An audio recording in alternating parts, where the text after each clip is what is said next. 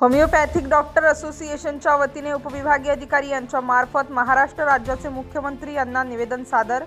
वसमत शहरासह तालुक्यातील homeopathy CCMP registration सुरू न झाल्यास 16 जुलै 2025 पासून मुंबईच्या आझाद मैदान येथे आमरण उपोषण करणार असल्याचा इशारा आज निवेदनाद्वारे देण्यात आला आहे।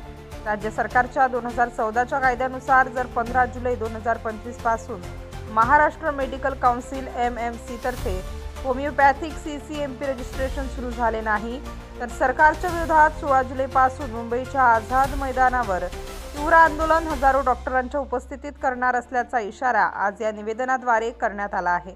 अध्यक्ष महेश रावतोडे, उपाध्यक्ष बालासाहेब बेंडे यांच्यासह असंख्य डॉक्टरांच्या या निवेदनावर स्वाक्षऱ्या आहेत।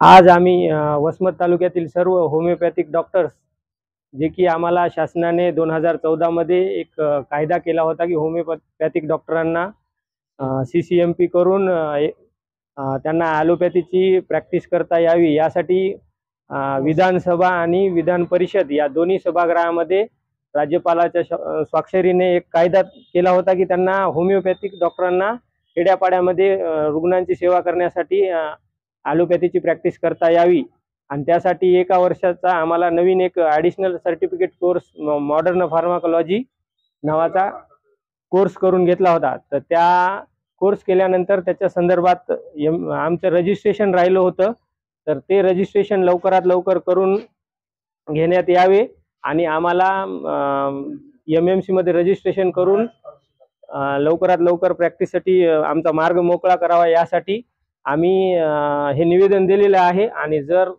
समजा याच्यामध्ये काही विलंब झाला तर पुढील आम्ही उपोषणाची वगैरे आंदोलन करणार आहोत असं आम्ही शासनाला यामार्फत कळवलं आहे।